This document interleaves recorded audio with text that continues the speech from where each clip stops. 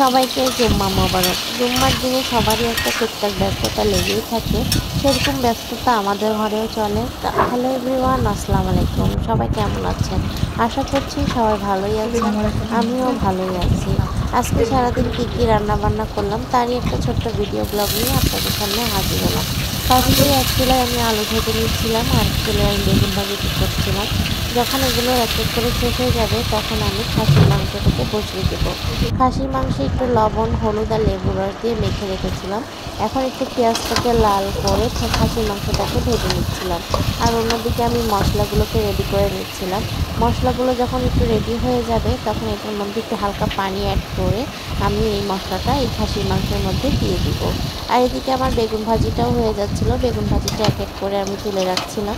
এখন এই খাসির মাংসের মধ্যে মশলাটাকে দিয়ে দিলাম, দিয়ে এখন খাসির মাংসের সাথে মশলাটাকে আরও কিছুক্ষণ ভালোভাবে কষিয়ে নেব।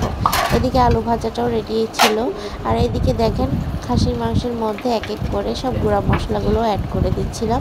যেমন হলুদ গুঁড়া দিয়ে দিলাম, এরপরে মরিচের গুঁড়া অ্যাড করব, তারপরে ধনে গুঁড়া অ্যাড করব, মানে এক এক করে সব গুঁড়া মশলাগুলো দিয়ে নিচ্ছিলাম। মশলার সাথে মাংসটাকে ভালোভাবে কষিয়ে নিব। যেহেতু খাসির মাংস একটু গন্ধ গন্ধ লাগে, এই জন্য মশলার সাথে মাংসটাকে ভালো মতো কষিয়ে নিতে হবে, যাতে মাংস থেকে কোনো রকমের গন্ধ না বের হয়।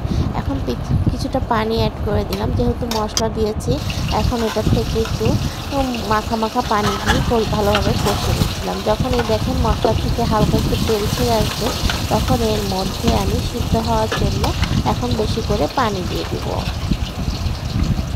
দেখেন আমার মাংসের কালারটা কতটা সুন্দর এসেছে। এখন একটু গরম পানি অ্যাড করে দিলাম, গরম পানি দিয়ে এখন মাংসটাকে সিদ্ধ হওয়ার জন্য আমি রেখে দেব। অন্য চুলায় একটু পোলাও রান্না করে নিচ্ছিলাম, যেহেতু শুক্রবার একটু ভালো মন্দ খেতে সবারই মন চায়, তাই পোলাওটাকেও রান্না করে নিচ্ছিলাম। এদিকে পেঁয়াজের মধ্যে সব গরম মশলাগুলোকে অ্যাড করে দিচ্ছিলাম। গরম মশলাগুলো যখন দেওয়া হয়ে যাবে এটার মধ্যে কিছুটা আদা বাটা অ্যাড করে মশলাটা যখন কষে আসবে তখন ধুয়ে রাখা পোলাও চাল এটার মধ্যে দিয়ে দেবো। আজকে সাধারণভাবেই পোলাওটাকে রান্না করে নেব। এরপর এর মধ্যে গরম পানি অ্যাড করে দিলাম। গরম পানি যখন দিয়ে দিব এখন এটা একটু হওয়ার জন্য ওয়েট করব। তারপর এর মধ্যে কিছুটা কাঁচামরিচ অ্যাড করে একটা তাওয়া বসে এটাকে ধিম আঁচে রান্না করার জন্য রেখে দিব। এদিকে আমার খাসির মাংসটা একটু মাখা মাখা হয়ে আসছে, এটাকে আরেকটু কিছুটা ঝোল কমাতে হবে। এদিকে আমার পোলাওয়ের চালের থেকে পানিটাও কমে আসছে, দেখেন কতটা ঝরঝরা পোলাও হয়েছে। এই তো ছিল আমার আজকে রান্নাবান্নার আয়োজন। মোটামুটি আজকে শুক্রবারের জন্য আমি যা যা রান্না করেছিলাম তাই একটি ভিডিও করে আপনাদেরকে দেখিয়ে দিলাম। এই দেখেন খাসির মাংসের ফাইনাল লুক। আমার আজকে রান্নাবান্না আপনাদের কার কার কাছে কেমন লাগলো অবশ্যই কমেন্ট করে জানাবেন। আল্লাহ হাফেজ।